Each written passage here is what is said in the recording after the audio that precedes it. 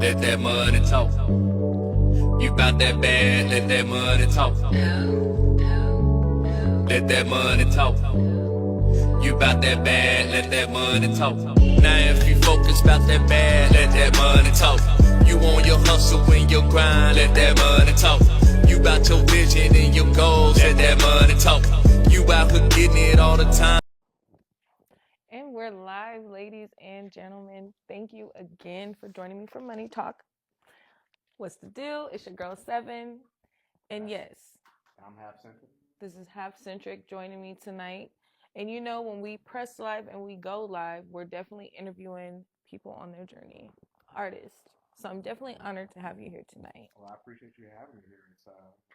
I'm honored that you even thought to bring me on, so I appreciate that. You know, I really liked your music. It was definitely like sway. I definitely like, oh my goodness, I love that tattoo.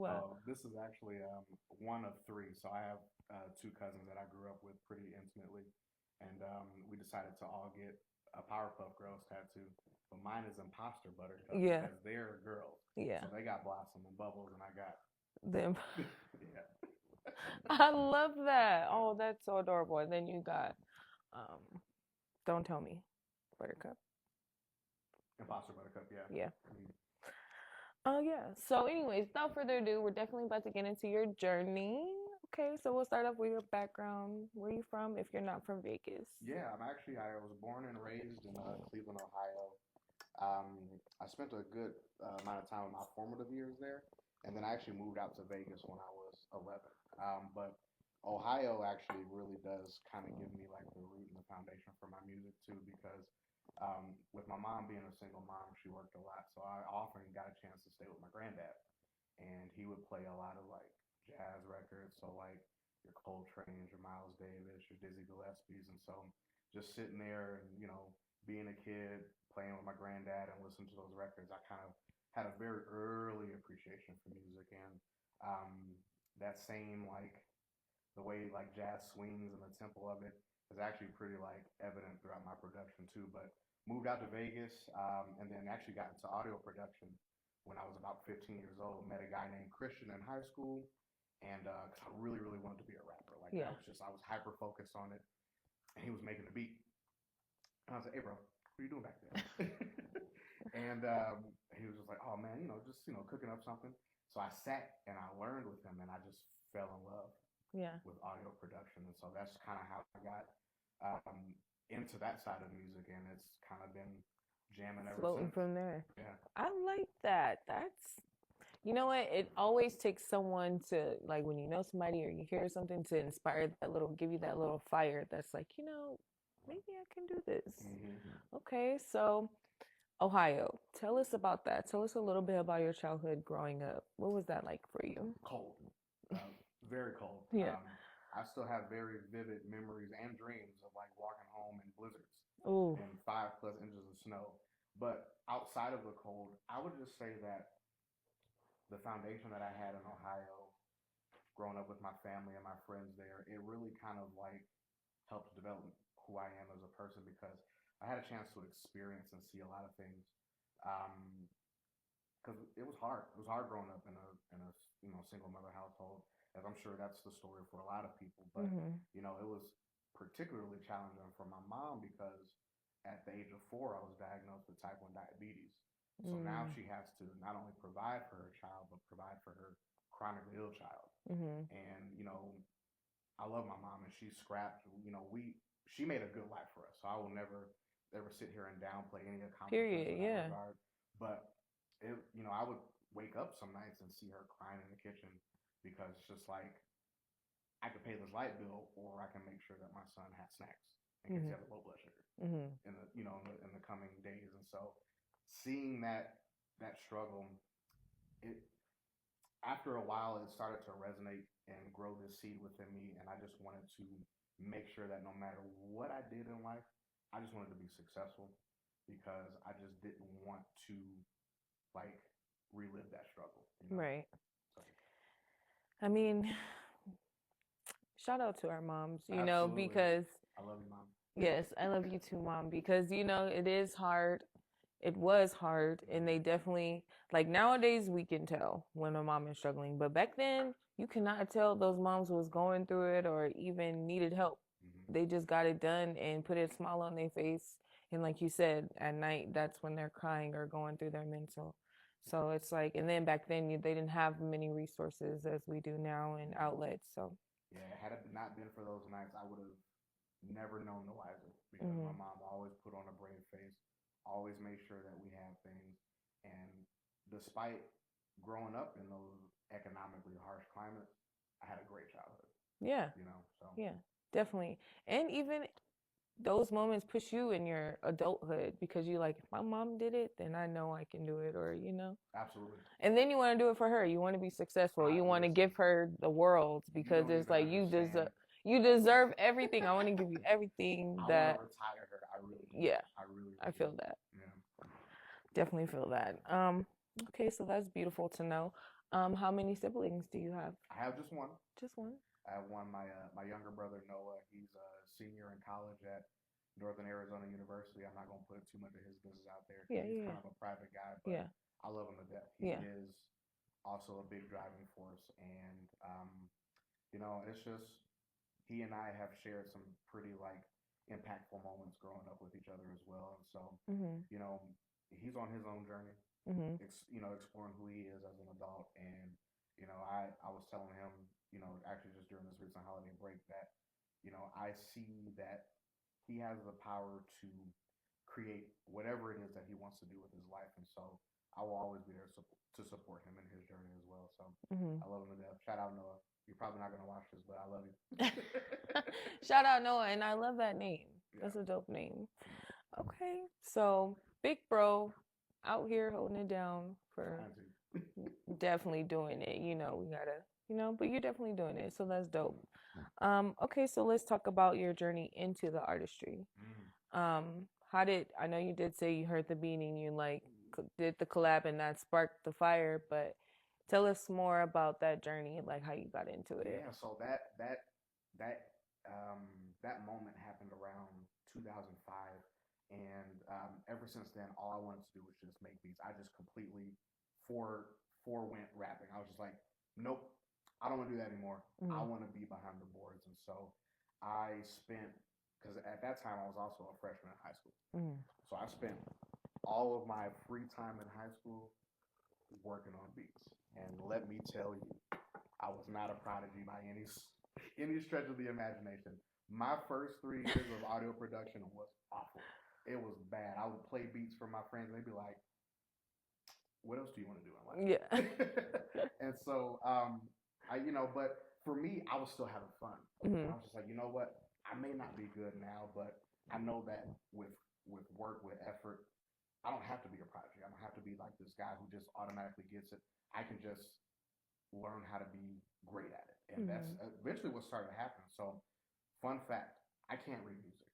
I'm completely illiterate when it comes to Like, sheet music. yeah, okay. But I understand music theory and I know how things sound, how they're supposed to sound. Mm-hmm. So I just took my intuition when it came to music and used that to propel me to be really, really good. And then in 2009, so I grew up in the blog era of hip hop. So I was always hitting the blogs, like your Mm-hmm. hip hop DXs, your Kevin Nottinghams, your OK players. And I was like, who needs beats? And so I would just scour. I would enter remix contests. I was just trying to put my brand and put my name out Right, there. right, right. And I got my first official like pro production credit in 2009, producing for a guy who went by Cyclops at the time. He was an independent artist in New Jersey. They had a whole wave of like these up and coming artists in Jersey. So he went by Cyclops. He now goes by Iceberg Theory. But that allowed me to meet new guys like The Cause, who is still doing great things out in Jersey, and meeting guys like Knowledge, who now goes by Noble. He owns a whole record label out in Florida called Rotten Harvard Records, and even got to link with guys like Fatboy Sharif, who is like revolutionizing psychedelic hip hop right now, and just creating this huge following. But I got a chance to like produce for all those guys, Right. and it was incredible. It was for me, that was my renaissance, and I carried that and was producing all the way from 2009 all the way to 2014 heavy every year. So you telling me this stemmed from you just being active on those leads, like you said, the blocks. Like you just were like, you know what, I'm gonna take it serious. I'm gonna boom, hit these people up. I'm gonna put my work out there. That's dedication. Honestly, I just wanted dope rappers to rap on my production. That's Yeah. really what it was. That's really what it was. Yeah. So, You went for it I and did. you did and you Can you push okay for me? Sleep mode.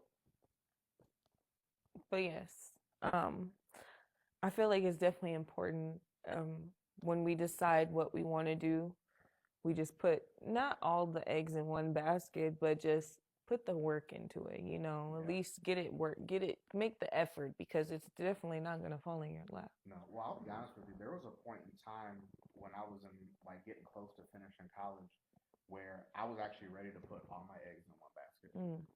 There was the year was 2012.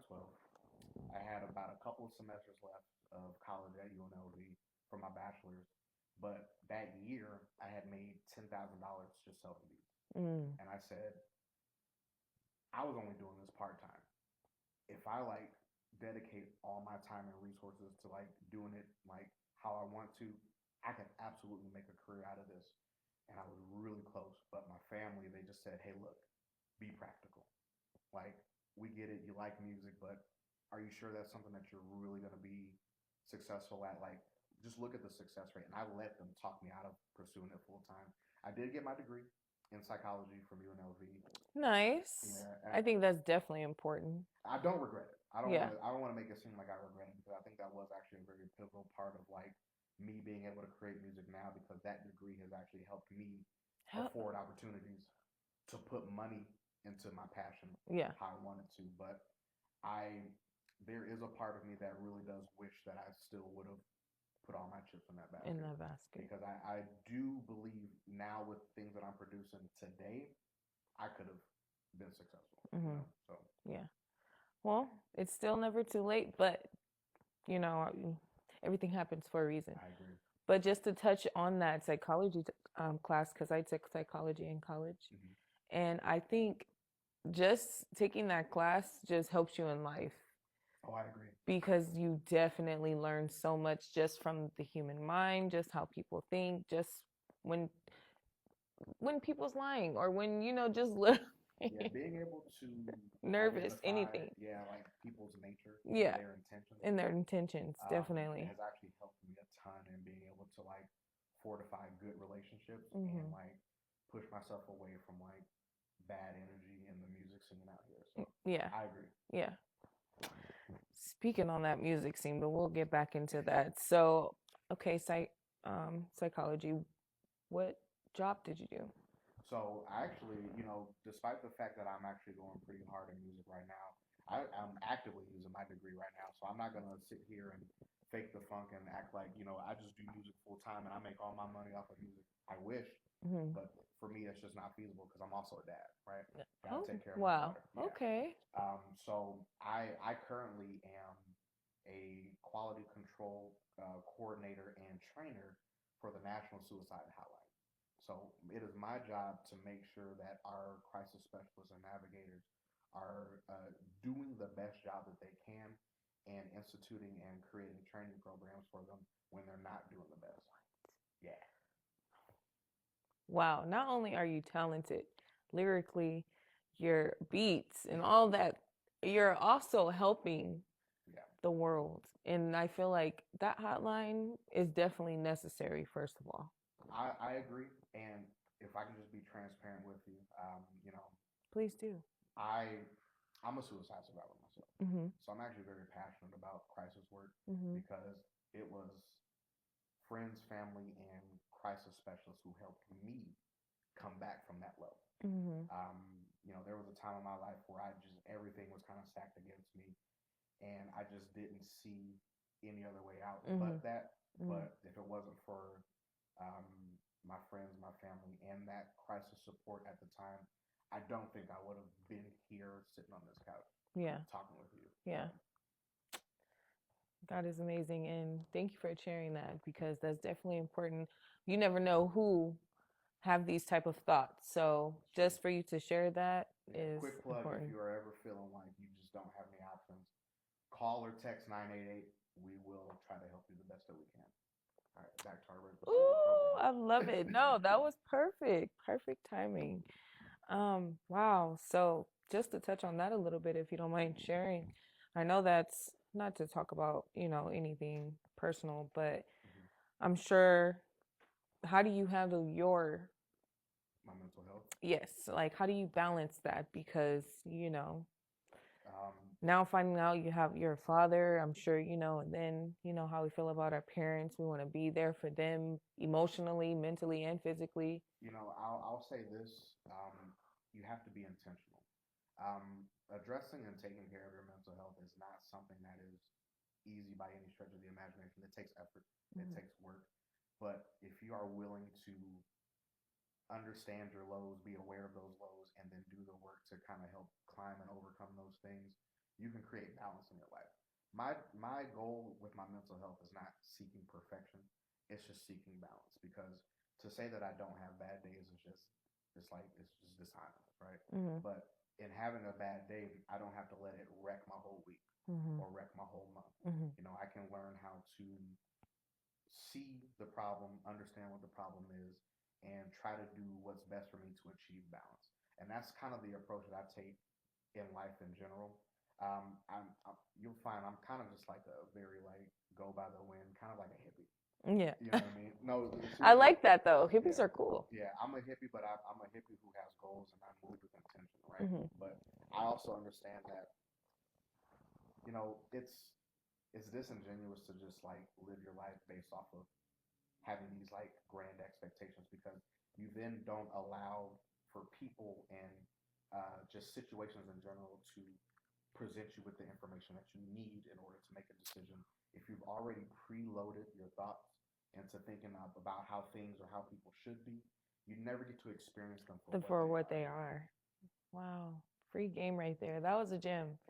You de- Well, you can't prejudge. And I feel like we definitely all do that, right? Sometimes we slip up and, Yeah. but when you slip up, slip back in. I mean, it's human nature to be biased, Definitely. right? Like Mm-hmm. anything that we say out of our mouth, any an opinion that we express is automatically rooted in bias, but it doesn't have to also define your entire world either. So. Mm-hmm. Yeah. It's definitely important sometimes. And it's also important to know that our emotions aren't valid all the time, or just, Yeah, I mean, to feel a way about something is fine, right? Yeah, totally. But sometimes feelings, don't Or just feelings. they don't negate facts either. Yeah. So Yeah. I get that. Yeah. They're just like, let yourself experience the feeling and just know that it's a feeling. And then, but also too, it also takes practice, control. It takes also to being around the right type of crowd and Yes. having people that do those type of things. So you're like, you know what? Let me do what they do in a sense of when they're, or let me call them. So I agree.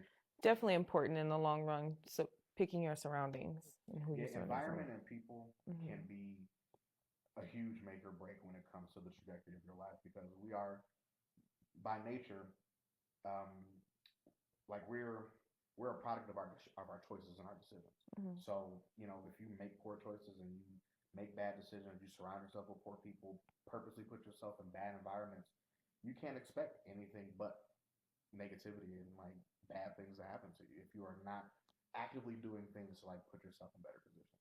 Yeah, so. Definitely. I agree. It's so important. And how do you feel far as, I always have to ask men about this question because I feel it's really important, but it's also um, informative for me to hear different opinions from different men, because I'm curious to know about you guys' mental health and how you guys go about it. So, yeah. do you have any tips that you do like to it aside of even work, just like a normal stress day, your stressful day, fellas, it's okay to have moments of weakness. I understand that, especially being a black man, there is this large stigma about having to be strong, having to be rooted in like this very like staunch and very tall like version of masculinity. But like being a masculine man doesn't always equate to just being like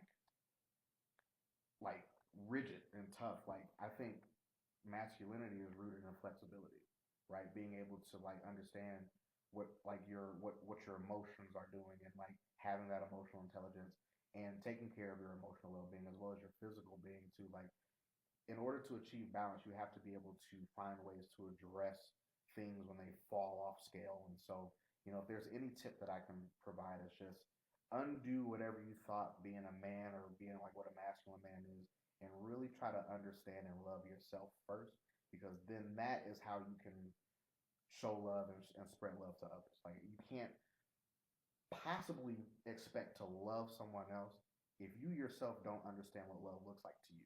Mm-hmm. Yeah. So. Self-love is everything. It is. It's the literally start. foundation. The foundation. Yes, it's definitely the start. Because you gotta love yourself. Because you gotta love other people. Okay, so how long would you say you've been making music?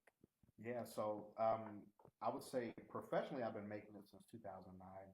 I've been really into it since 2004, but from 2009 to 2014, I had a really, really like awesome stretch of just being able to just be involved in all kinds of projects. But 2014 was also the year that my daughter was born, Mm-hmm. and I also let my family get into Oh, so she's she's 10. 10, yeah. So I let my family get into my ear again. They said, "Hey, look, we understand you want to pursue I music." love imitations. They're so funny when people do that. Yeah, like look, I understand you want to get into the music, but like now you're a dad. Now you have other things to think about. It's not just you. Give up on those dreams. And I said, you know what? You're right. I gotta buckle down. I gotta be a good dad because I didn't even know what that looked like because I didn't meet my dad until I was 19, so I didn't have that growing up. So I had to learn how to be a dad on the fly and just using like the influences that I had growing up, like my granddads and my uncles. I had to like formulate what I wanted to be as a father, and it was not without its hiccups. It was not without its struggles. I mean, when my daughter was 2, I tried to kill myself. Yeah. I got to just put it plain. Please. Yeah. I mean, So I struggled. I had a lot of missteps along the way, but I felt like I really started to like get a good grip on that, get a good handle on that. I mean, me and my daughter are like two peas in the pod. People would tell you that we're twins. Mm-hmm. You know what I mean? She's my road dog. She's my rock. She's my life. I love her to death. Anything that I can do to help pour into her passions and pour into her just having a good rooted and balanced life, I'm always going to do that.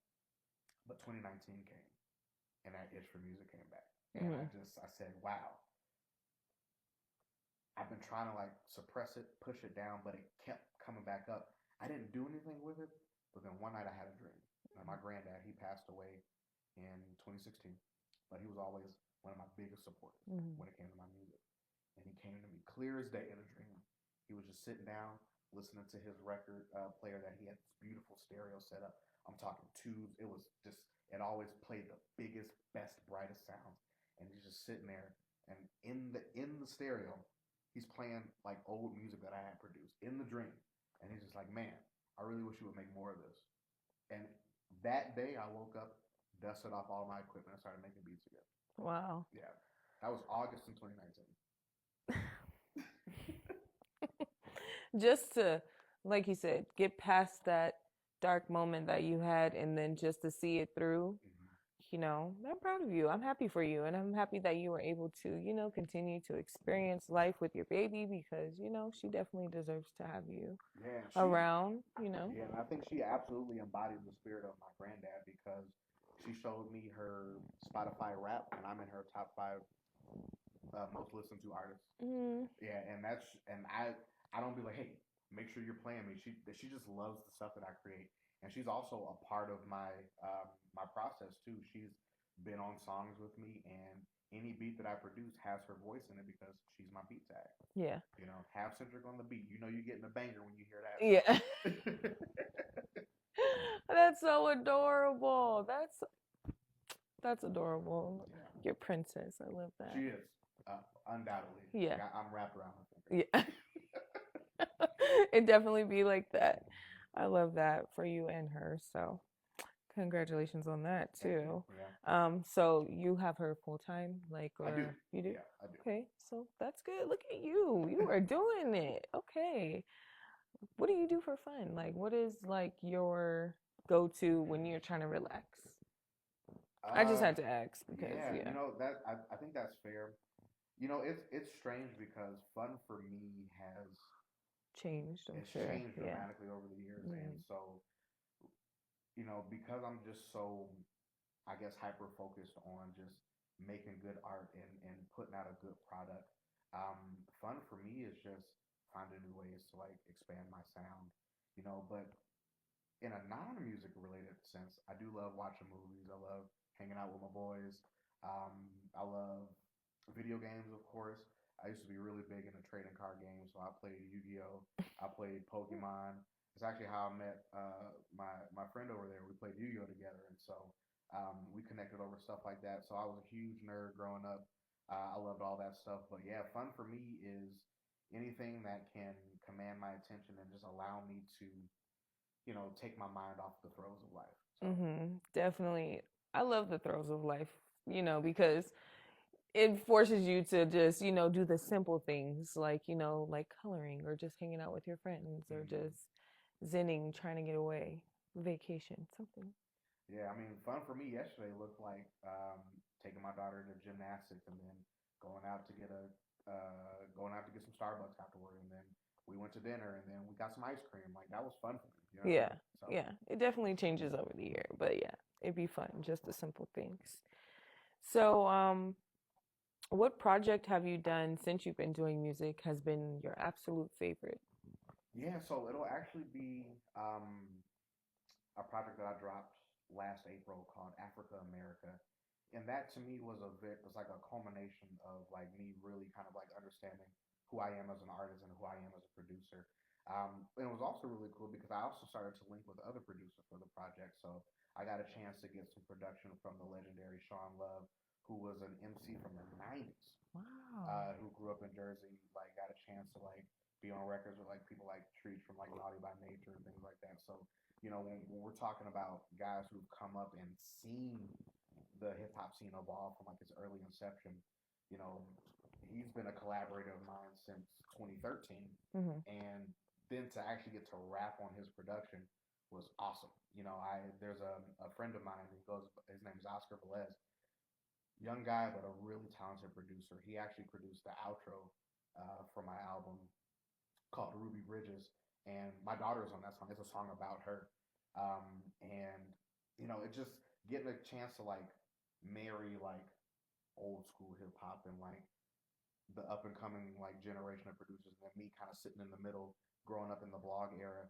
Africa America to me is just a project that I'm really passionate about because it talks about like my perspective of just being a black man growing up Era. in this era and Yeah. just in this country in general. Right. So, there's themes from just like going out chasing a bag, like, the song Ruby Bridges about my daughter was basically talking about how, when I found out she was coming into this world, I actually didn't want to be a dad. But I was able to get vulnerable on that track and I actually had to sit down and have a conversation with my daughter about that song. I said, look, these are just honest thoughts. These were how I was feeling at the time. And she listened to the song and she cried. She's like, I love it. She's like, I love this song, Dad. Thank you for like being honest with me about that, and I got songs on there talking about how being black is we're not a monolith.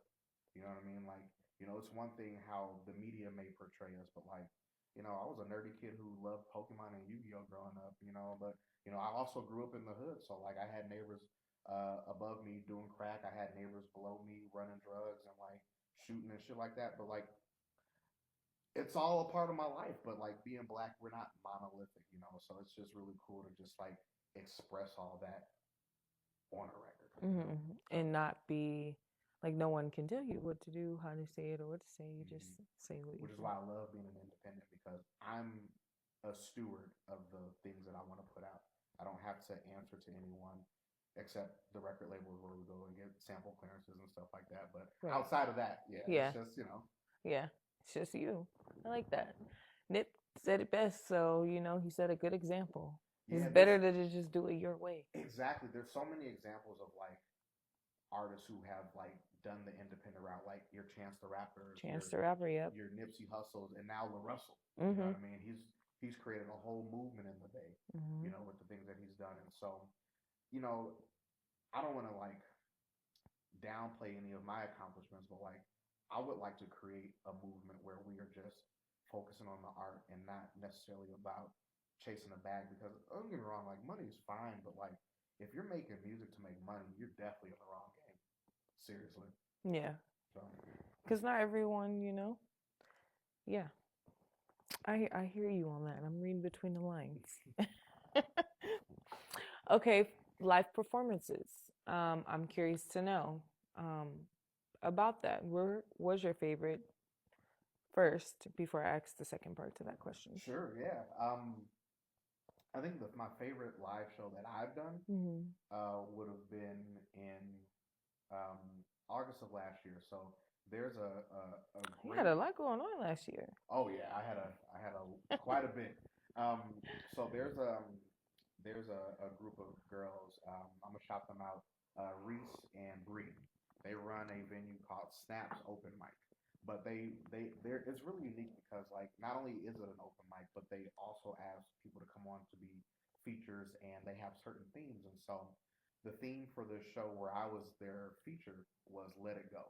And I put together a set that was um very like poignant and like emotional. Like I started off with a song um where you know, I was just kind of talking about like just being vulnerable and like understanding that, hey, look, I understand that I'm like a guy in his like early 30s trying to be like a rapper, but like at the same time, like I also know that I'm producing really good work, really good genuine art, and so fuck it, ball up top, you know what I Right, mean? right, right. And then you know, it was just a really good set, but I think what made that set the most memorable for me is that I performed Ruby Bridges for the first time live, and my daughter was in attendance because it was an all ages show and she was so inspired by seeing me performing on stage that she hopped on stage with me and started singing the hook with me, and the crowd went nuts. Yeah. So you were at the show on the 10th. Imagine that energy multiplied by like 20. Yeah. It was incredible. Yeah. And it was easily one of my favorite moments as like a performer, just seeing that energy and having people react in that way. And it was Hell completely yeah. unscripted too. It was just like incredible. I mean, just having your baby girl there, having on the stage and on the lyrics, it's pretty fire. Yeah, it was great. Yeah, it's something to experience, and yes, that would definitely be on my top number one of live performance. For sure. But if I had to give an honorable mention, it would be I got a chance to open up for Decca, who's a very decorated producer and independent hip hop artist himself. He's based out of Washington State. He's toured the world, very very accomplished. But um, that was a really good show and a good set for me because I was the first opening act, and he and his producer were there. And when I got done, they made it a point to step out of their comfort zone, come over to me, and just be like, "That was one of the greatest opening sets I've ever seen." And they both followed me on IG, and we talk regularly and like interact on each other's posts. So that was cool. Yeah. That was just a cool moment to see someone who's been doing it as long as he has, as both a producer and a rapper, just give love like that to somebody he just met that day. Yeah. So yeah, and man, I'm telling you, when you network and you're doing things, and then someone just come up to you, it's a good thing. It's a good feeling because you didn't go out. that's how we got. You just let it go. Yeah, yeah. I was searching. Yeah. I went fishing, y'all. Yeah, you didn't have to fish too far. I didn't. The song got me, and I'm gonna be honest. I talk to people, but I don't talk to everyone because you can't. That's true. Energies is everything. I was gonna say you got to be selective on how you give out your energy, so I understand. Yeah, and I like to produce quality, and I just feel like sometimes not everyone is ready, Yeah, Some people, yeah, some people just not ready to get on Money Talk. That's fair. If you made it, then hey, but yeah. Well, I appreciate you having me even more knowing that. So yeah, no, you moved the crowd. The song was fire. I was sitting in the back, and I went to the front like, okay, yeah, this is nice. But yeah, speaking on the live performances, I do want to know about Vegas live Yeah. performances. How do you feel about the scene here, far as I feel like there's a lot of opportunity, like I've been talking with artists. Definitely is a lot of networking and events going on. But how do you feel far as the energy that Vegas has, like the Yeah. support? So this is probably a really hot topic depending on who you ask, but I'll say this. I tend to operate as someone who doesn't really have an ego when it comes to like networking and like doing live shows. Like my thing is like I'm there to move the crowd and I'm there to give the crowd energy because whether they knew it or not, they came to see Half Centric, right? And so I want to make sure that by the time my set is over, they're like, "Yo, what was that? That's Hmm. incredible," Yeah. you know. But as far as just the scene in general, I tend to now that I've had a chance to like actually hit the pavement and go to a lot of venues, I now know that there are certain venues and certain people that you would love to work with, and there are certain venues and certain people that you just may not want to go to all the time. I don't want to be disparaging. I'm not going to sit here and just be like, shit on this, shit on that. But I will say that if you are looking to expand and accelerate and grow and make those connections, it's good to hit those open mics, do those venues to build your repetition. Hmm. Build your reps up, understand how you move the crowd, what you want to put into your show. Because if you're going and you're just giving me your whole recorded track and you're just rapping over that, I'm gonna be honest with you, I'm already tuned out. Hmm. Because that shows to me that you didn't even give time to like think of like how to make a show mix. Hmm. What you're gonna do to like accentuate certain elements of your song with movements and things like that. And so these are all things that I think about. So for me, I spent the all of last year just kind of grinding, doing those shows, meeting promoters, and just trying to get into a space where they want to contact me and book me for events. And Hmm. that's kind of where I'm at right now. Yeah. So Yeah, that's nice. I mean, when you build that repertoire up, and I feel like it's important to build the repertoire. Let's just start there because if you don't, then it's kind of like, who is this guy or who is this girl, you know? But I feel like in Vegas, yeah, you definitely need to just, go to the events, be repetitive, be consistent, but also to know what events to go to yeah, because everyone, it can get costly, I guess, going to this, and this. So just pick the right ones because I do feel like quality is everything. I agree. And when you are attaching your name to certain things and all of things, because these flyers are attachments to that establishment or that particular venue and event. So it's like, I agree. yeah, because it's some people that I feel like, oh, I didn't really enjoy that. They won't get my door fee again because I just, granted, I'm going to meet artists. I feel like the artists there, they're not really quality, you know, Yeah. in a sense. And I'll say this because everybody has to go at their pace, right? Yeah. And I understand that there are certain people who have been doing it a longer period of time, and sometimes you can see like the seasonedness in their performance and how they rock the crowd, how they approach their shows, um, and sometimes you just kind of see that people are there for the vibes, and sometimes the vibes aren't always that great. So, Yeah. so Yeah. I mean, no, definitely, right? I say this because I feel like I sound like, I guess I don't want to say a bitch, but like no, prejudge, because I do say quality as in, I feel like some people should take their art more serious. Like, and if you don't take it serious, and I'm going from your stage performance, and that's fine. I feel like some people need to be an asshole, or sometimes you need to get that cold shoulder, quote unquote, if you're not putting in that work so you can get better. yeah, If everyone is just, hey, come in, hey, come in, hey, come in, you'll never know what's good. And then you're still trying to figure out why your shit's not hot. It's like, because they don't tell you this, you got to work. They see, just, and that goes back to your original point about making sure that you're surrounding yourself with the right people and being yeah, in the right environment. yeah. I'll say this: I'm tapped in with a lot of like people who are doing it, who are in the media, who are veterans in the game, and I sit and I talk with them earnestly about my project and my music and even stuff that I have coming up, and whatever feedback or criticism that they can give me that will help accelerate me and help me grow as an artist and engineer and as a producer, my ears are open. I'm not Yeah. immune to criticism, Yeah. and I think that people sometimes see criticism as like, oh, I'm hating, Hating. Mm-hmm. and that's why I say, like, whenever I have people come through, what I call it the loft. But whenever I have people come through to my home and record in the loft upstairs, I always tell them at the door, hey man, leave your ego at the door.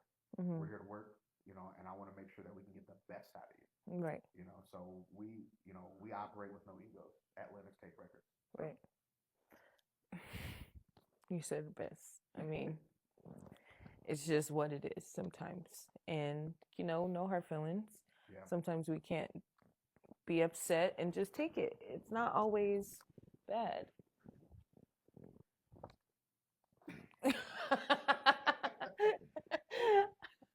I'm like, we're so short all the time.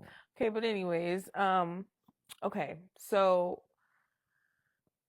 we've talked about your live performances, your songs, and some songs. I do want to talk about Sun Today.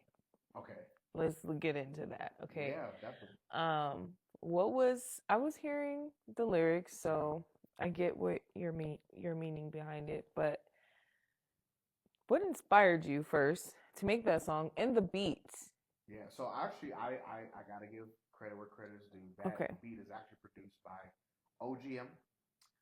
It goes at OGM production on IG, but I actually met him at an event um, held by Grammy Award winning producer Illmind. Mm-hmm. Illmind is known for doing these things called Pass the Aux. And basically, what these events are just you sitting in a live studio session with him, with other upcoming artists and producers, and members of him and his team. And we exchange and play music, share ideas, and do things like that. It is easily one of the most definable moments in my current stretch of making music, and I'll get more on that later. But that beat was made by OGM, who I met at that event. He liked what I had played at the event. I loved what he was playing at the event. He's actually from the Bay, and we just sat and talked, started exchanging information. He sent me a beat pack, and I heard that beat, and I immediately messaged him back, and I said, I don't know what this song is gonna be, but I know it's gonna be amazing because the beat just resonated with me. And at the time, I had actually just went through a really like gnarly breakup, and it was one of those moments where I found myself being extra intentional about my mental health and my self care because I was really starting to find myself seep into like a deep depression. And instead of letting myself get locked into that, I understood what it was, and then I wrote that song. Mm-hmm. And I just started recording it. And by the time I finished recording it, and before I even mixed it, it was so cathartic. I started crying. Right? I was just like, man, it feels good because like it's for me, my nature is like when I get depressed, I just want to retreat and like just be in the dark. And I was like, no, I need to step out. I need to actually go and let this sunlight hit my skin because I need to be energized. I need to feel anything beyond what I'm feeling right there in that moment. And that's how that song came to be.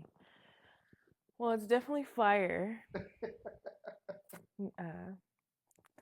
To say the least, but yeah, I definitely like the vibes on that one. That one had me on my feet. What was the other one you performed? Oh yeah, so that is actually the intro song off of the new EP that I sent you. That's coming out January 31st at the end of this month. It's called Sessions from the North Volume 2. Yes. But the name of that song is called Bat Sig, which is short for Bat Signal. And that is just a really fun song. If you sit and listen to it, you'll hear every lyric in that song is a Batman reference. And it was just a playing good, around. Yeah, just fun, good lyrical exercise, and it's featuring LA, who is here with us behind the scenes. Come say something. And so that fun fact, that entire project that's coming out this month is produced entirely by Illmind. So sitting in that session, in that Pass the Aux event, I played a lot of stuff for Illmind, and also at the same time, he was running a contest where he was charging like producers and artists and loop makers to just take sounds that he had and was just like do something with it. Right. And so I played Backsig at the Pass the Yeah. Aux event, and Illmind pulled me to the side and was like, "That was awesome. I really, really like that." And I said, "I actually have about 4 other more songs like on your beats that I want to produce, like that I want to put out." And he was like, "Send them to me," and I did. And he gave the green light on all of them. So I'll be releasing that with his blessing. But nice, because I was gonna say, okay, the songs definitely give that vibe, like that sway, like I like it. Damn, I hate when I lose my train of thought because I definitely was around. Yes, but anyways, okay, so you have the sway, but what song do you feel like was the hardest? Like it gave you hell, but you ended up putting it out anyways. Yeah.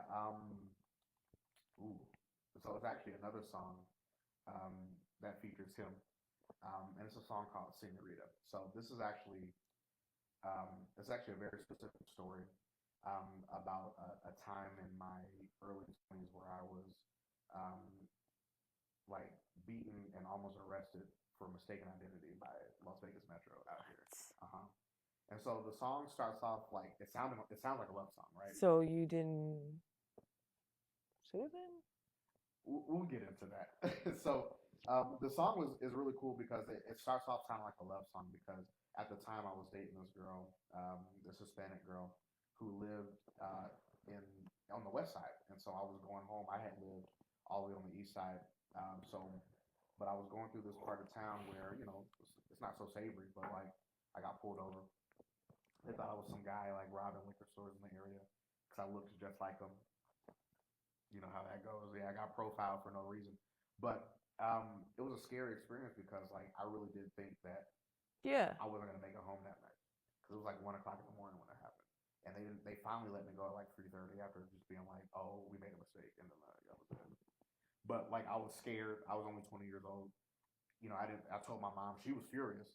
But like I didn't think anything of that. But the song transitions from starting off like a love song because like we had an argument, me and that girl, and I talk about that in the end of the song, and then it transitions to like sirens and like the knock at the window, like, "Hey, I need you to step out the car," and then it just goes into like my whole experience with the cops in the second verse, and it was a challenging song because there's so many elements. There's a whole beat switch, a whole tone shift, and so we had to work with like a singing coach to like get everything right. I had to work with an engineer to get everything just right because I wanted that song to tell the story how it was supposed to, but also it sound good. And like the first iterations of Senorita, and even he'll tell you they were rough. Yeah. They were a little rough, but when we finally got the sauce and we were able to put it out and get it ready for release, Shit. yeah, it was good. Okay. I want to know. We can't even move on because I need to know, like, you telling me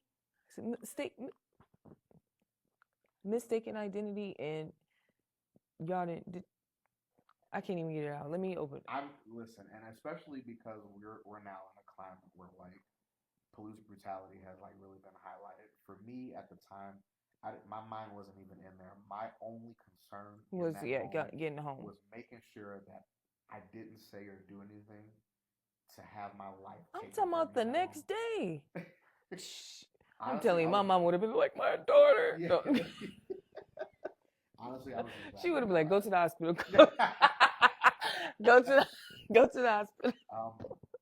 And I'll say this because I think it's reasonable to have maybe like a distrust with law enforcement just inherently by the nature of the practice. Right. But at that time, it let me know that I was just like, wow, I am actually living in a world that is not technically designed for me. And so I have to be very cautious about the moves that I make and the things that I do. And it made me just want to represent myself in the best way possible. But that also caused me to like rock the boat a lot more. Yeah. You know what I mean? So I was like, you know what? I'm here. I gotta make waves now. Yeah. Yeah. Now y'all done piss me off. I feel that. But yeah, Senorita, it's on Africa America. It's a great album, but that song in particular is one of my favorites because it also represents a turning point from the album. Because the album starts off very fun, lighthearted, and then when Senorita plays, there's a giant tone shift. Yeah, because what you gave me a different tone shift. Because when you say senorita, I'm thinking like senorita, something all, I but that's totally opposite of what you. Yeah, so Okay, so just to talk a little bit about that relationship, not that relationship, but because we've all been in a crazy ass relationship, got in an argument and left, and some shit happened. Because I've definitely been that pissed where. oh yeah. Yeah, I'm talking like Stay at home when y'all get into an argument. Just go in separate rooms. yeah, I'm talking like I skirted off and I was speeding home, so like I understood why they pulled me over because Yeah. I was actually In the zone though. driving Yeah. reckless, but like how it escalated got really scary really quick. Yeah. So that phone call back was like, baby, come back. Yeah, so it's crazy because like even in the song where like I was talking about like man, I really should turn around and just like go apologize because I was in my ego, I was young, I was brash, right? I was like, man, I think I made a mistake. I should probably just turn around and just go talk to her, try to reconcile. And right as I was having that thought, that's when the sirens came up. Crazy. It's like you gotta listen to her second that sometimes. That little second man. But anyways, what downfall have you experienced along this journey? Whether it's with life, I know we've talked about a few. Yeah. But another one that you don't mind sharing. Yeah, I don't mind at all. While pursuing your dreams, because so back in 2019 when I started like getting the itch to produce again, I did realize that I hadn't been producing music actively for 5 years, so I had a lot to catch up on. So I had to like kind of rediscover my sound, rediscover what it is I wanted to do, get updated with all the new hardware and software. And so in 2020, as you know, the pandemic hit, but being the big nerd that I was and having the giant Pokemon card collection that I had, once the Pokemon like price bubble like increased in the way it did, I actually sold off my entire collection and use it as seed money to build um, my publishing company, my record label. Okay. Get all the equipment, get all the software, and like legitimately like take it serious. So you're thinking like, where's the downfall part coming? So once I felt like I was comfortable enough to like reach out to old people that I used to like collaborate with, there was one artist in particular. His name is The Cause. I had talked about him briefly, but he and I had made some really really great work together in the early 2010s, and so I went knocking in his DMs and we reconnected. And I was sending him a lot of beats. We started talking about working on projects, and I thought that was going to go really really good. And then, you know, he just stopped communicating with me and then blocked me on all socials. And so even to this day, I don't know why. And for a minute, it made me like sad and angry. But like I was able to like, it was actually at that point where I decided, I said, you know what? I'm not just going to be a producer. I'm actually going to find a way to market my product in a way that makes everybody want to have a taste. And so that's when I started picking up writing and rapping again. And that's actually how I ended up creating my debut album, Fall from Eden, which is a very like personal story about how, man, we about to get into it. Yeah, I was gonna say, please tell us about Fall from Eden because I was gonna ask about that, but I do want to know how many albums do you have? One. Yeah. And so then I have 2 full length albums. I have 1 EP and then a bunch of singles. So Yeah. I got a new EP coming out. Okay. But Fall from Eden was just like, that was me. I didn't put out any singles. I just put the album out. I said, you know what? Based on how this is received, this will let me know if I'm heading in the right direction or not. Fall from Eden was created because I had spent a lot of time in therapy, coming from that moment where I had committed suicide. But Fall from Eden stemmed from the fact that I had to release the shackles of being molested when I was 14. So that was a very like a family member. Oh my goodness. So I'm not going to Yeah. shit on this person's legacy because they're no longer here. But this was actually a very prominent person in Las Vegas. Oh, okay. So I'm not gonna say anything. Yeah. I want to preserve the sanctity of this person's legacy. Yeah. But it was ugly. Yeah. It really like damaged me. It caused, because that to me was like my first like introduction to like what I thought love was supposed to be, based on how they had groomed me and like brought me in and basically took advantage of me. And so that also defined how I like acted in my interpersonal relationships all throughout my 20s. Mm-hmm. I saw partners as um, advantageous people to help me get the things that I needed, and I would completely ignore their needs. I was very selfish, narcissistic. I was very damaging, both mentally and never physically. I never put my hands on anyone, but like I was basically an emotional monster, Mm-hmm. right? Because I had never unseated that hurt that I had experienced at 14, and I used that as a defining moment to um, like establish how I treated all of my interpersonal relationships, whether it was romantic or friendship, Yeah. right? And I caused a lot of destruction. Fall from Eden was me releasing myself from that, talking about that hurt, addressing all those things.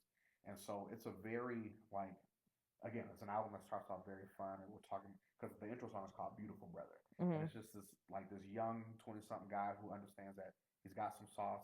People are really interested in him, but again, he's masking that pain by being over ambitious and seeking all these romantic partners, creating all these soul ties, but not actually doing any of the work to like release that pain. And so it goes through a journey of like this, this kind of like braggadocio guy, and then like being humbled and being on the brink of like death, and like understanding that the pain that he's caused others is basically centered in the fact that I never addressed the hurt in myself. So once I addressed that, the album ends on the song called Gratitude. And Mm-hmm. it's just a kind of like a nice, good full circle moment. Um, and I think one of my favorite songs on the album is Love You Give, which is the penultimate song before the final song. And there's a poem in there that is so powerful. I wrote it, but I couldn't perform it. Mm-hmm. So I called on the very talented Kiana Oliver, who also plays saxophone on that album for me too, Mm. to recite the poem. And it is actually that poem was um, written, and it was inspired by a letter that I wrote in therapy to my abuser, forgiving her for the shit that she did to me. And so the poem was a reflection of that letter. And so it was really good to just put that out. And like in 6 months, it had hit over 150,000 streams. And I was like, oh, we're here. We're here. This is Yeah. what I'm supposed to be doing. Yeah. Oh my goodness. It's just crazy the pain sometimes that, also can fuel us, and man, I'm sorry that you had to go through that because men or women, it still sucks and it hurts mentally, physically. It's not okay, especially preying on the young. I just feel like that's I appreciate not that. okay. I should have probably warned you that we might get a little heavy based on how these questions are going to go tonight, but No, it's okay, and I just appreciate you sharing because it takes a lot to just get on here and share your story. Well, yeah, the reason it's so easy to share, at least now, is because that pain no longer defines Then who I am fine, as a yeah, person. So, right. And that's important to get that, like you said, like getting those revenues, getting that help that we need because we all need the help and just being better and not letting it make you or break you. yeah. So besides letting it fuel you, but not letting it break you to where it's like, Agreed. did you ever talk about that with your family? Yeah. The first person that I told after I talked with my therapist about it was my mom. Mm-hmm. And that was a tough conversation because I'm sure. she felt like she didn't protect her son. Mm-hmm. And I had to ensure her that it wasn't her fault. Mm-hmm. I just didn't know how to express what had happened at that age because I was still so like caught in the whirlwind of everything that happened. And it's just like, it's crazy because like if I were to tell that story to like my boys at the time, they would have been like dapping me up and like, oh bro, you got with a grown woman at 14? That's crazy. I'm just like, but it doesn't feel good. Like I didn't feel good after everything had ended. I was like, why do I feel like I had things taken from me? Mm-hmm. So having that conversation with my mom was really tough because she really did, as a mother, her best. Yeah. She put all that burden of responsibility on her. Mm-hmm. So I had to let her know that it just wasn't her fault. Mm-hmm. It just really wasn't. It's just, she was like, why didn't you speak up? I was like, I couldn't. I didn't know what to say, how to say it. So, but I'm telling you now, so. Which is definitely important, long as eventually if it comes out, good thing that you still had that conversation with her as much as it hurt you and you had to relive and open that wound. But that's good that you let her know so that way it helps you heal too, to get over it and just say, you know what? Especially now that that's someone that's important when you like, someone I can talk to. So especially when I'm dealing with certain emotions, I can come to you and you understand me. Yeah. You understand why I'm saying that. So Yeah. After we got past the painful part, she was actually ready to kill get her. active. Yeah. I know she was. Because at the time, the person was still alive. My abuser was still alive, and so she was like, I was like, no, we're not. We're not doing any of that. I said, it's ended. It's over with. It happened a long time ago. I'm trying to get past it. So Yeah. we just gotta let it go. Let it go. And then it starts with you. As long as you let it go, forgave, and now you can move on forward. And like you said, sharing your story. And I feel like, especially with you having that college degree and just from the degree, from the experiences, unfortunately, it helps, build that character. So just because you went through so much, you're able to help others along the journey. And I feel like that's probably, aside of the music and everything, just on your day-to-day basis, you never know what lives you're touching now. And also too, just with your friends and I'm sure you're very impactful with the people you're around, because just me even sitting here with you, I'm inspired. I already wanted to talk to you about some stuff, but now I'm like, yeah, let's turn this off. Let's talk about, Well, I But appreciate that. yeah. I think one of the biggest compliments that I have about the people that I interact with, whether they're younger than me or older than me, I just have this like aura of like big bro. Like even my older friends, they just call me big bro because it's just like, man, you're just so wise. Like you carry yourself with a lot of poise and things like that. So, I take that moniker of big bro very, very seriously. Yeah. And I love all my friends. I love all my family. So I just try to keep, like I said, surround myself with good people, good energy, and we just try to we're just trying to build something special. Definitely. Definitely. And we're gonna definitely build. And yeah, aside of that, talk about that later. But yeah, tell us about some collabs that you did that you were super like ecstatic about and you're willing to work with them in the future. Yeah, so my first album, I was really excited. There's only one um, featured artist on there, and it is Kiana Oliver. She is a very decorated saxophone player. I mean, her talent is undeniable, but um, she's also a very talented artist. I'm trying to like poke and prod her to like actually pour back into that part of herself, but just that was just a really good special moment because her and I are also good childhood friends, and so to have her take time out, and she's a very busy, so she's always playing all over the city and even outside of the city. So to have her take time to like even bless like a debut project like that was great. I love getting a chance to work with Sean Love. He produced Unplugged off of Africa America, one of the more popular songs off the album because it's just really gritty boom bap and it's just really punchy lyrics. Like it was a great song that came together. I love being able to like sit, talk, get game, and collaborate with Illmind. Like this EP that's coming out on the 31st is easily some of my most polished work, and it's just like, yeah, it makes sense. Like I got the backing of like a Grammy-winning producer being like, Yeah. put it out. But yeah. So like, I'm just looking forward to just having this year be a year where we can kind of like just grow and build just even more solid things, and so everything's looking pretty good so far from what I've seen. I mean, from what I've been seeing and hearing, it's definitely everything is good. And Well, I it's good. appreciate that. Thank you. Yeah, I'm looking forward to see your growth on this journey for sure, and even just cheering you on, and I'm rooting for you because yeah, I like what I see, and I like the quality, I love the speech, I love everything about it. So definitely got my support on that, and of course, MoneeeTalkk followers for sure. I'm humble. Thank you. Do you have any memorable moments like with a fan or someone that come across and you're like, wow, I can't believe I ...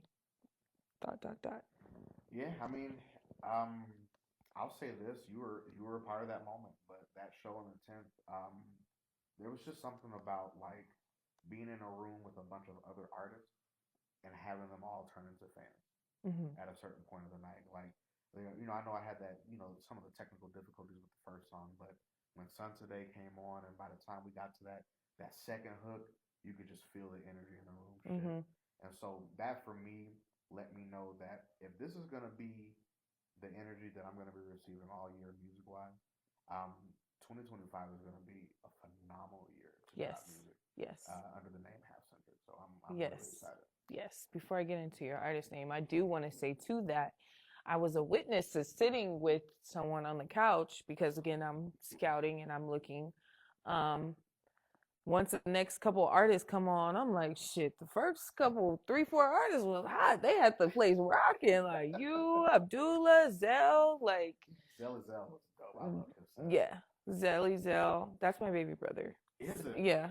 So I'll be trying not to let him have his own little spotlight. Okay. But yes, that is my baby brother, and yes, he's firing. Just the music, I like his creativity. So yes, I'm always pushing people on him. So yes, please, you. He and I have been talking about DMs Period. already, so. Period. Yeah. See, I never know. I'm just being a big sis. But yes, that's my baby bro, y'all. Zelly Zell. So y'all make sure y'all tune in and y'all work because I feel like that would be a good collab. Like, 100%. man, like That's why I love crazy. going to artist showcases like that because, like you, I'm also doing some scouting. Mm-hmm. Like I got a roster of people that I already work with. Like I got LA sitting on the couch. I got my business. I heard that song with you guys. That's what I was like, yeah, that's gonna be fire too.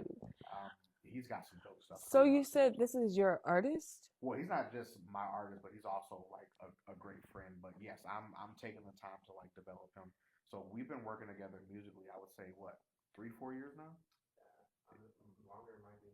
Yeah, maybe a little bit longer than that. We've been friends for longer than that, but musically we started working together about the last maybe 4 or 5 years together.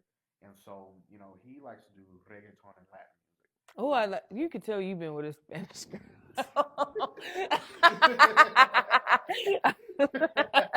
that reggaeton came out real. So you okay? You was the salsa, bachata, okay. Yeah. But bachata, is it bachata or bachata? bachata? Yeah, bachata. I know this. Nobody ever knows this. I know it's way off topic, but you got me going because I know that. I don't know. It's like people are in a circle, and then it's like you have a couple. Forget I know what it. you're talking about. I just don't know the name. Yeah, me either. We never know the names. No. But yeah. Yeah. So yeah, he does reggaeton and Latin music. And so I particularly like working with him as a producer because he always comes to me with the craziest ideas, and he was like, but only you can execute this. So that's why I'm bringing it to you.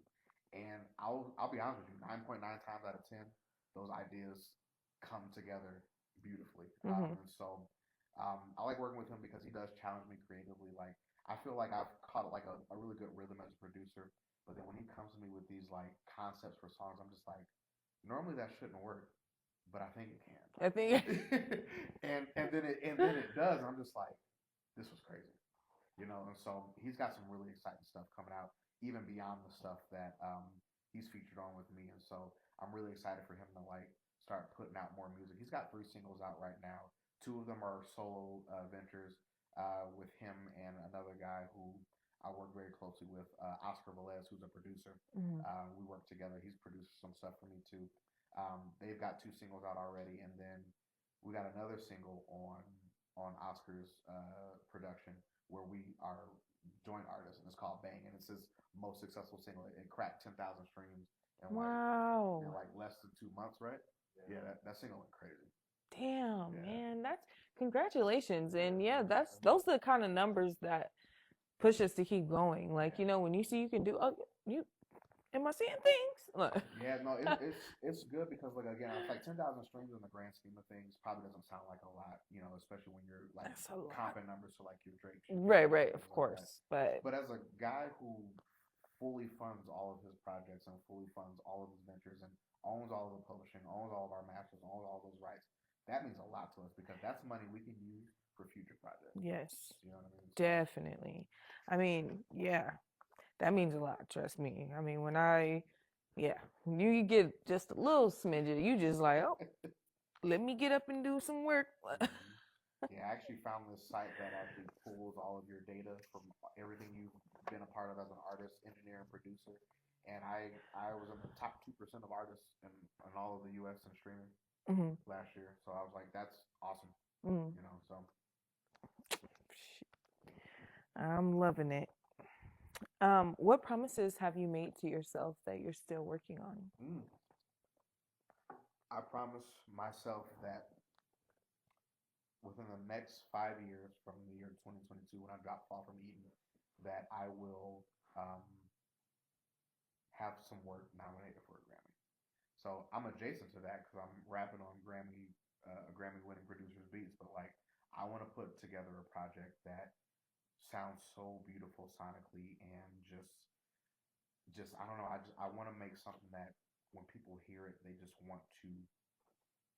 feel inspired. Mhm. I want it to resonate with them in any way that it takes shape. And so I've done that part with my music already because I actually have people just DM me or message me, Mhm. giving me testimonies about a certain song that they heard me rap on. And they're just like, this song moves me, man. Like, I had a great friend of mine tell me that Ruby Bridges made me cry.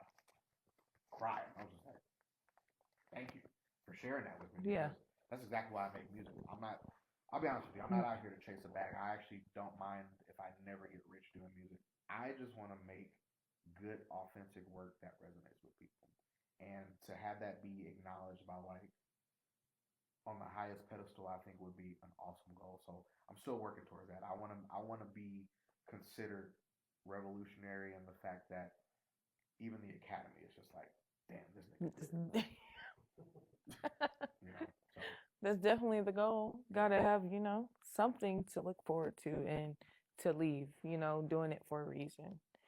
Speaking of that, what legacy are you looking to leave behind You know, I think through all your contributions? yeah, honestly, I think the word that if I had to like boil it down to like one word, I just want whatever people see of me or hear of me to know that it was rooted in authenticity. Mm-hmm.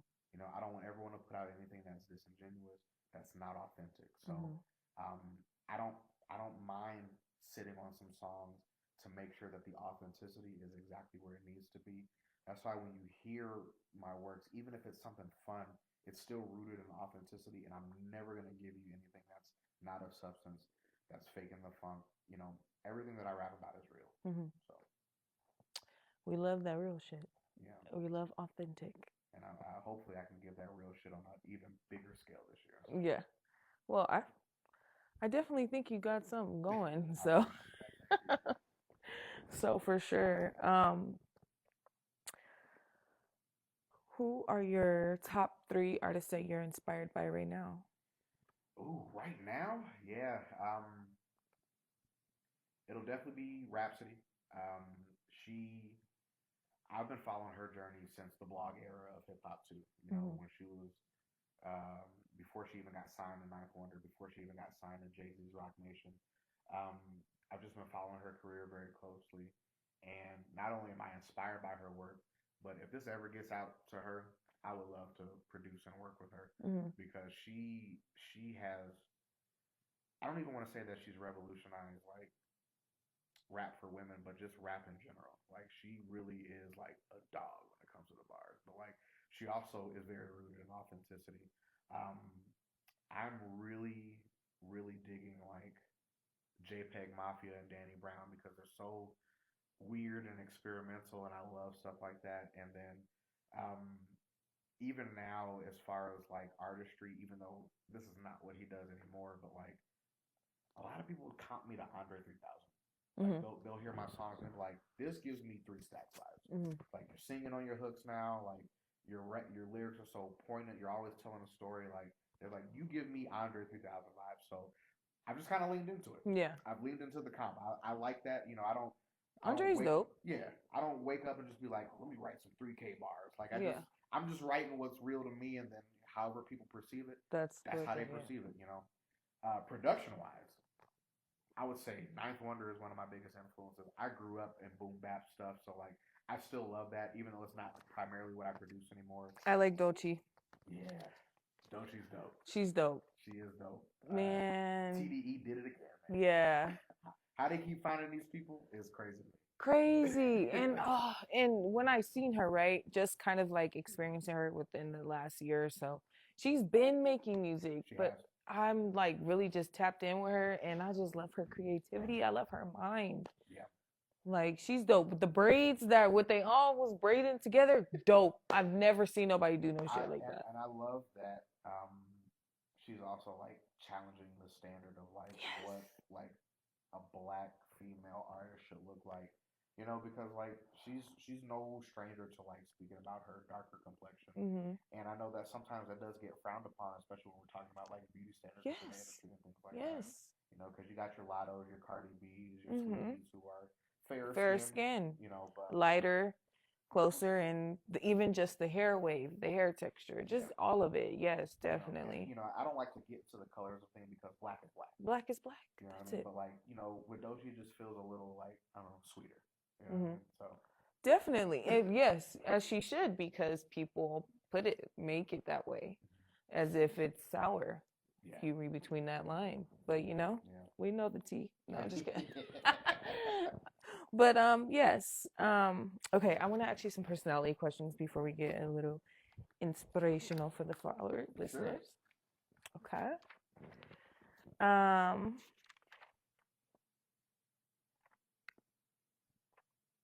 are you aware of someone that has it worse than you? Oh yeah. Yeah. What's the most important lesson you took from your last relationship? That no matter how much you want to help or even be present, that ultimately the decisions in life that we make have to start with the self. And so I can't make choices for other people, and I can't require them to be anything but who they are. Mm-hmm. And if who they are is not something that is gonna align with me being successful in my life and offering me solace and peace and an opportunity to build a foundation and grow, then that's just something that I can't have in my life. Mm-hmm. So I agree. I like that. Um, how do you actively achieve personal growth?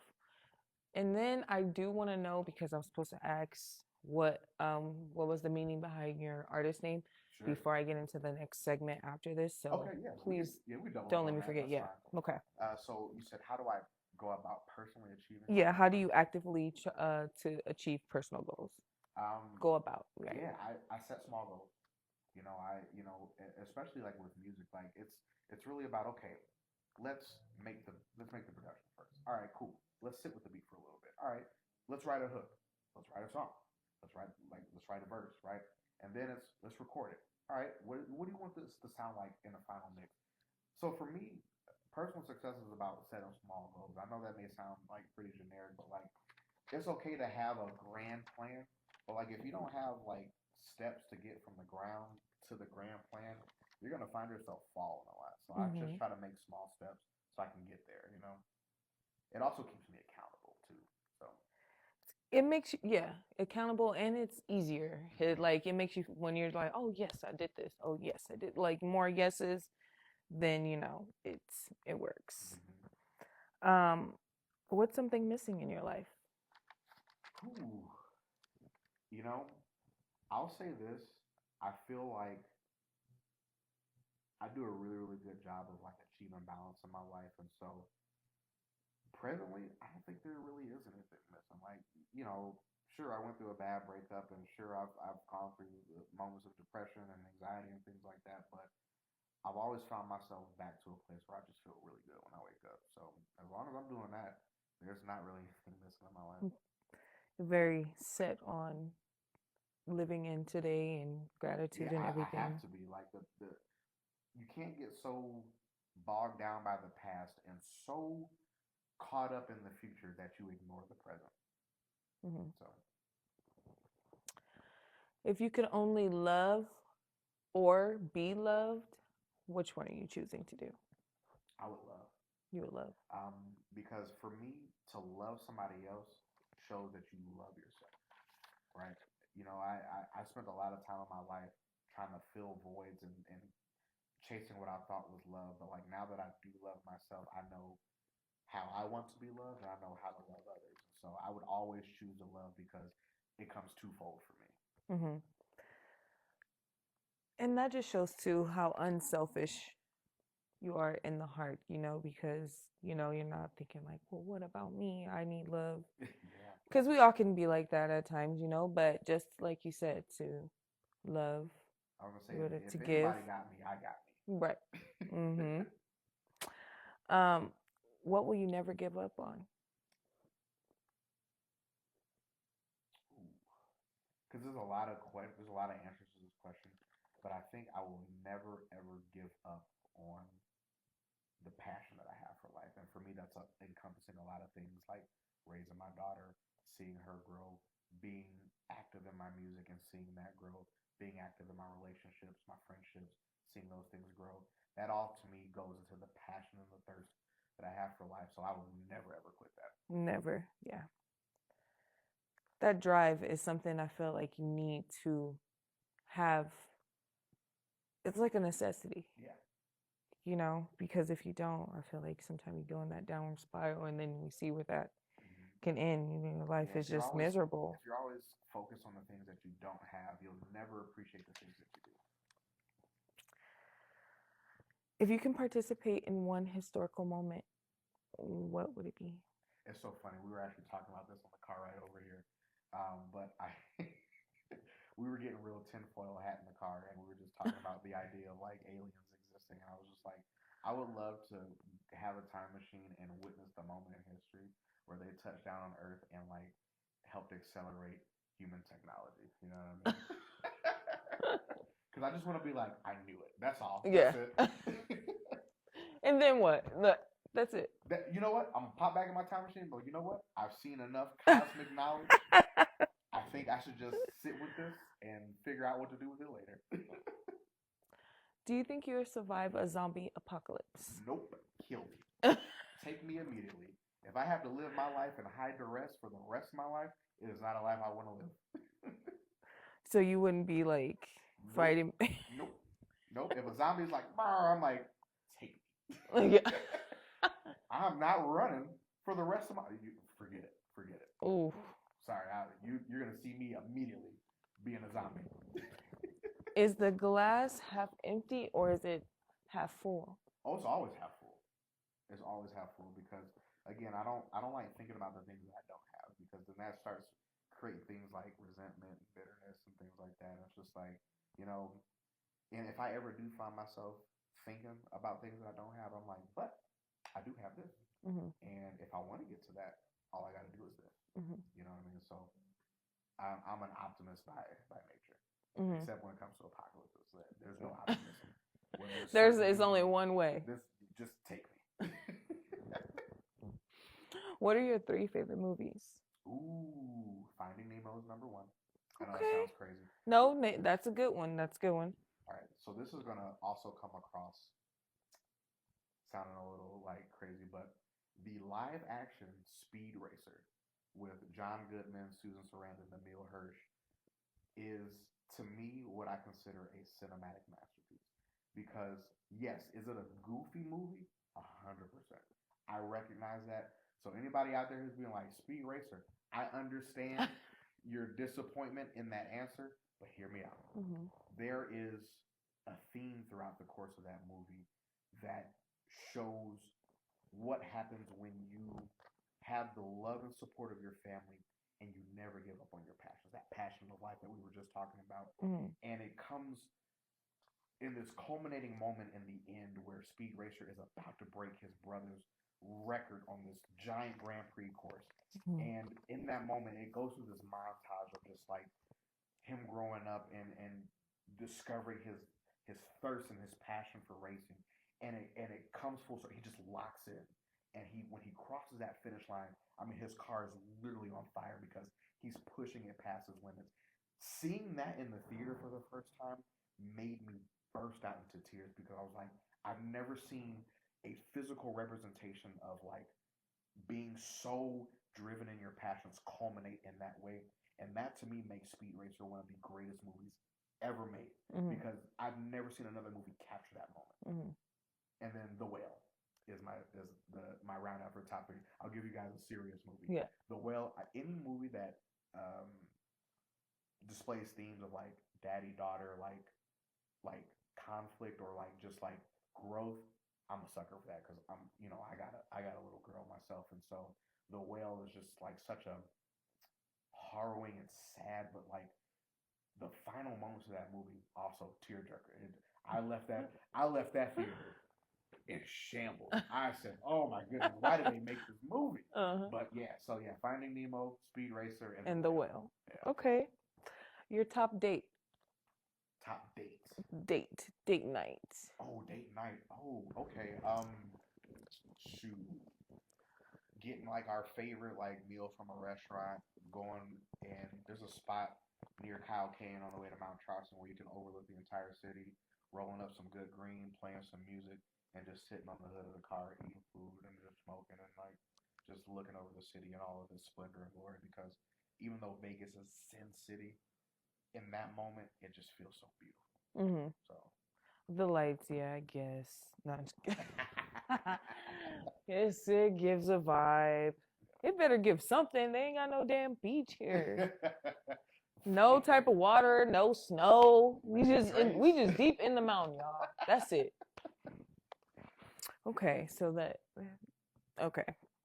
Tell us what's the meaning behind your artist name, Half Centric. Yeah, so it actually evolved from my first, like, because remember I told you I wanted to be a rapper first before I was a producer, and so my initial artist name was Afro Centric, and I was actually in a group with some guys that I grew up with, and the name of the group was called Metaphysical. We wanted to be these hardcore, like conscious, like white T-shirt, boom bap rappers. Like we just wanted to spit knowledge and all this game, and I was just like, yeah, no, I don't want to do that. So I liked where the idea of Afrocentric was coming from, so I just shortened it to Half Centric. And thematically, basically, what Half Centric really means is just half circle, like a bowl. Mm-hmm. And for me, especially with like my artistry and my production, I feel like a bowl best represents what it is that I do and how I accumulate and grow in my style because I'm constantly adding things in, mixing things in, but at the same time, I'm never capped off. Mm-hmm. So it's fluid. Anything can come in and And anything can flow come out. out. Yeah. I like So that. That was okay. I like how you put thought into it, and now you broke it down. Now I understand. Okay, not half century because it's not. It's yeah. half century. I'm just saying because it's not like 50. Like yeah, I'm halfway there. Like no, definitely not. Yeah. definitely gotta ask. I like that. You flow in, flow out. You never capped off. Don't put no cap on me. Exactly. Don't put me in the box. Yeah, I don't know what my limits are because I haven't Met them yet. Yeah. Okay. Before I drift off into my other questions, what does your future look like for summer? Or you can just tell us your future in general. Yeah, no, I'll give you my summer plans. But I do want to know what's the summer plans, because Yeah, I'm dropping a double album this summer. Okay. It's pretty much almost done. I've just got a few more songs I got to record. I'm just trying to work on securing some collaborations to make sure that the project sounds the way I want it to sound. But I'm releasing a double album, and it's going to be a very interconnected thing. Like R. Kelly did with or Nelly and Sweat, or Sweat and Suit. Yeah, so yeah, something similar. So it's going to be called Red Sunrise, Pink Sunset. Mm. And so Red Sunrise is going to be a little bit more gritty, down to earth. It's going to be touching on a lot of different subject matter from like, my time growing up in Cleveland to, Sun Today is going to be on that album, like just kind of letting go of all that depression and things like that. And then where Pink Sunsets kind of talks a little bit more about, it's a little bit more fun. Thematically, it's got a lot of like songs about like love and romance, optimism, but there's also songs on there about like reflection and looking back on mistakes that you've made in the past and how you can overcome them and still use them to be a greater person. Yeah. Man, sometimes it's just definitely looking at that cup half full. Mm-hmm.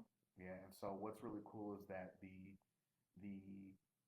intro song to Red Sunrise and the outro song to Pink Sunset connect to each other. So if you play the albums from cover to cover, it becomes a full circle. I like that. Yeah. It's giving Kendrick. Okay, I like that. No, that's dope.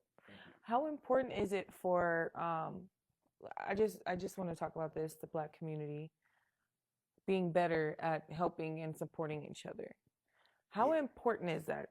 Do you feel like, far as just if it's not even collabing together, right? I just feel like just the support, sharing, liking, just the simple things. Yeah, have a lot of the artists tell it. They'll probably say that there is no community, there is no support, especially in the music scene. But I would be remiss to say that because a lot of the people that I choose to keep around, choose to interact with, have been excellent. And even if they were only there for like a chapter of my life, I can at least say that the vibes and the support were on high, right? And so I think community goes as far as you're willing to contribute to it. And so for me, whenever I approach um, people that I want to work with, people that I want to collab with, or even people that I listen to their artistry, and I'm just like, man, that's really good. I always try to again just approach it with no egos, and I'm trying to contribute what I can reasonably contribute to the growth in the community. And so, like I said, like even though I have some gripes about how things are handled in this industry, I will never disparage anyone on a live camera. I just Get it? because that to me only causes rifts. I want us to all eventually, be in a place where we can create platforms and elevate other people. But I also understand that you have to do that without an ego. So again, whenever people come through the loft, I let them know Yeah. the egos at the Keep door the egos at the door. We because can get a lot further mhm, when, everybody's in that moment. But also too, just noticing, just going to some events, like having people in the beginning, right? At the beginning of the event, they do have those egos, right? yeah, And then I feel like it's the shift of the vibe too, like, cause like just even with you, like I said, the first few artists, it changed that because it's like you guys engage with the audience, you had positive music, the, it just kind of all changed the wave because at first everyone's sitting on the side, everyone's to themselves in their zone, but it's like the music and then the vibes. Everybody, come on, let's support each other, like Well, I'll say this, right? And I think it's becoming more and more true with every passing second. But especially in music and art, people are craving authenticity because we've seen the cookie cutter formula. We've seen, while it's pop music, right? While it is popular music, I'll never take away from the people who have, gone out, chased the bag, and done the music to put themselves on that pedestal, but a certain aspect of it lacks authenticity. So when mm-hmm. you go out there and you're giving your true self and you're being vulnerable in front of people, people will gravitate towards that because whether they know it or not, their base human nature craves something real, and we create real shit. Mm-hmm. So I always know whenever I go up on a stage, even if they are people acting there like crabs in a bucket and stuff like that, once I'm done, they're going to be energized with that authenticity. So I've never not done a set and haven't had people rocking with me by the end of it.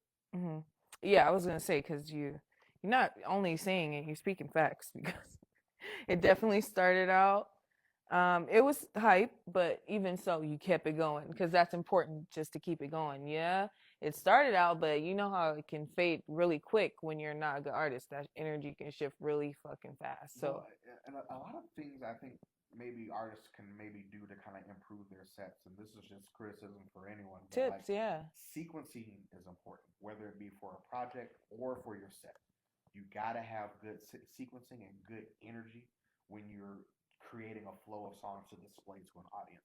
So I started off with something hype to get butts out of the seats, and then I hit them with something real and poignant Mm-hmm. with Sun Today. And so that was by design. Nothing that I do is an accident. Everything is very like well thought out. Like I said, I just want to give my most authentic self. So I purposely think about ways to deliver that. That's why I'm always refining my shows, refining my sets, refining my sequencing because that shit's important. Mm-hmm. You know. It's definitely important. Um, what's one thing that you feel like you've accomplished last year that you plan on? Doing again. Mm-hmm. So last year I tripled my total streams across all platforms from the year prior. So in 2023, I think I did about 160,000 streams on all platforms with my music, which I was like, you know what, that's pretty modest, right? Mm-hmm. I like that, but it's again, I'm an independent artist, so I'm like anything in this range for me is awesome. Last year, I did close to 470,000 streams across all platforms. Wow. So I said I'm going to triple that again this year, Yeah. and I'm going to do it. Going hard. Okay, yeah. Shit. So I'm going to get my. You guys are doing numbers over here. Views and numbers, streams, everything. I like it. Yeah. And like I said, is that a new page? My page? Or is it just like real intimate? It's just intimate, yeah. Everything we do is organic. So I don't go out, I don't pay for bots, I don't pay for streams, I don't pay for followers. I want people who follow me to follow me because they want to. And I understand that again, why I don't have like this exorbitant follow numbers. When I drop music, people are listening to it. That's where it counts. You ain't getting paid for the followers. You getting paid off the streams and stuff. So I'd rather have it that way than the other way. I'm just curious. So, trust me, I know my online presence doesn't look impressive, but like we also, the money that we make off of streamers, we actually build like targeted like ad budgets and stuff like that. So we actually put money into our marketing to make sure our streams are successful and our releases are successful. And so we use organic marketing tools. We have an organic following. Everything's from the ground up, and people look forward to the new stuff that we're about to drop. Mm-hmm. And so I don't care what my online footprint looks like right now because we're building something. Building something, yeah, authentic, definitely. I can dig it. I'm loving it. Is there anything else you want to add before we ask about tips and motivational?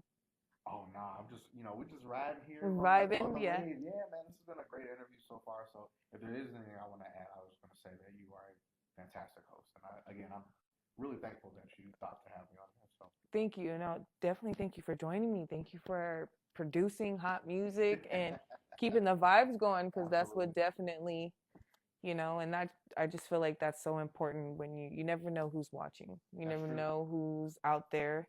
So it's like you got to just, don't matter where you at, if it's 2 people to 100,000 people, put your best forth. And just from that, I definitely saw the best, and I was like, tapped in. We'll talk about that after. But okay, for sure. Yes, is there any tips that you would like to share with some artists and even entrepreneurs? Because I feel like you have another business, right? Do you have any business? So my music is an all-encompassing business. So I actually have a record label and I have a publishing company. So not only does my label, my corporation own all the music that we put out, but we also own all the publishing, and that's huge for us because if we ever did get picked up by TV or video games or any other kind of media, we will just start raking in money because we own all of that. We own all our masters. So like, my big thing is like, if you are going to be an artist and put out music, make sure you also build your infrastructure, because when you find yourself getting to a point where you create the buzz and you get to sit at those tables to negotiate, when you hold more chips, it makes those negotiations go a lot smoother. Mm-hmm. Yeah, especially because it's all you. You ain't got to no third party, nothing. That's definitely smart. Do you want to just inspire them before we... Listen, I understand that music is a saturated market. I mean, just in general, being on social media, everything is very saturated. So it may feel hard to stand out in a sea of everyone essentially trying to do the same thing. Here's what I can share with you and how I was able to achieve success. Whatever trend you think that you're chasing, whatever sound that you think that you're trying to accomplish, sit in the mirror and ask yourself, is this something that in my heart of hearts I feel like represents the best version of me? And if it doesn't, go back to the grindstone, figure it out, and make sure that whatever you're putting out is the most authentic version of yourself. Don't be a this clone, don't be a that clone. Be the only you. Because no one can replicate. No, be the person other people want to replicate. You got to be yourself. You know what I mean? Yes, that's so important. Create your own style. You won't just copying. And we all have a sense of copying, right? We're not saying, everyone, yes, but it's just like do it in your own swag, your own way, put your own spit on it, Yeah. Definitely. That's something that we pride ourselves on at Linux Tape Records. So if you don't want your producers dancing in your music videos, sorry, I just had to do this shit No, in that yeah. way. Come on down to Linux Tape Records. Yeah. We got you squared away. So, okay, producing. And when you say publishing, I'm thinking like a book, planner, printing. So with music publishing, it is the same thing, you know, because you have to have someone to represent and own those masters. That's what publishing is, right? So, you know, if someone wants to use our work, they got to come through me first, Right. and we can talk and we can negotiate the work. But yeah, so not only do I own all the music that we put out, but you know, I own the right to distribute it to other people. Say less. I love that.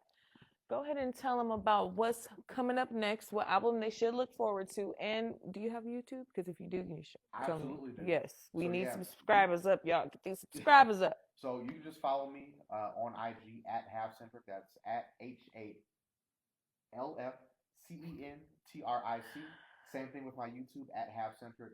On January 31st, I am actually getting ready to start my rollout for Sessions from the North, Volume 2. It's an EP, 5 songs, produced entirely by Grammy-winning producer Illmind. And this summer, we are going to be dropping Red Sunrise and Pink Sunset's double album. Also, be on the lookout for LA. He's going to be dropping some new singles here in the next couple of months. He's got some bangers coming. So follow us and stay tuned because we're going to be promoting all of it. Yes, definitely. Shout out to you. Shout out to LA. And definitely before we go, check out the sock cam. You know I got Craig and Day on my feet, but we got the Got my Naruto socks on. Yes, yes. Thank you for participating with that. Sock cam going up. Y'all make sure y'all show some likes. This is the last time you're gonna get Half Centric feet for free. For free, y'all. Okay. So make sure you run up the likes. And yeah, again, thank you so much. It's been an honor. Thank y'all for tuning in with Money Talk. And then until next time.